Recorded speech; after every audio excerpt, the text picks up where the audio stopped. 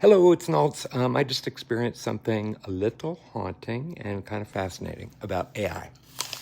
And there's a lot in the news about, AI and mental health. And like anything powerful, AI, it's kind of like fire. You can cook up a tasty meal or burn your house down.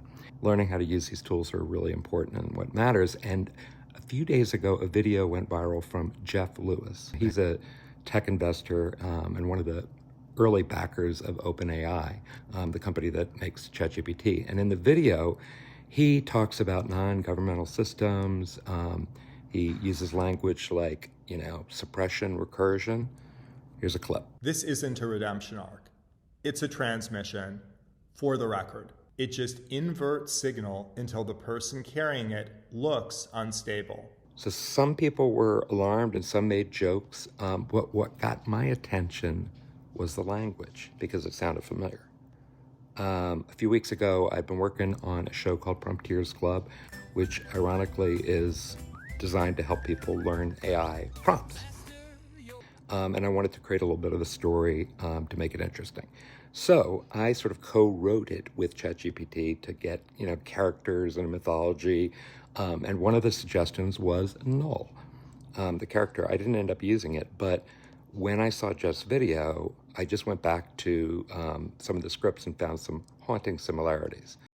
So you can see some of these things that Geoff said and some of the ideas ChatGPT came up with were sort of similar in tone and structure and rhythm.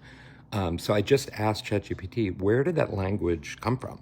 And it turns out it's trained not just, on all text, but also fiction, and that includes internet fiction, which includes horror and sci-fi formats designed to sound real, like SCP Foundation, ARGs, I don't know what they are, but they use language about like surveillance and identity and loss and recursion. So these weren't, phrases made up in a vacuum. They were pulled from a library of internet fiction. Same themes, identity loss, same tone, flat, serious, and same shape, like language that kind of loops.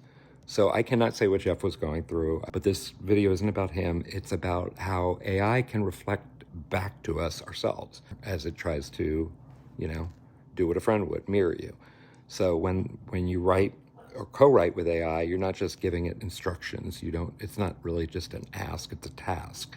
And you can unintentionally create a little bit of a feedback loop. So if your prompts are, vague or emotional or surreal, AI will fill in the gaps with what it's seeing, and that, can sometimes include unsettling fiction. So it's not a mirror to your mind, but it is a mirror to your language. And sometimes that can, drift you off into a direction you didn't mean to go. So it doesn't make the tool dangerous, it just means we have to understand how to use it. And oh, by the way, I had my whole shoot ready to go last week, and then I had a pipe burst. I had to pack it all up.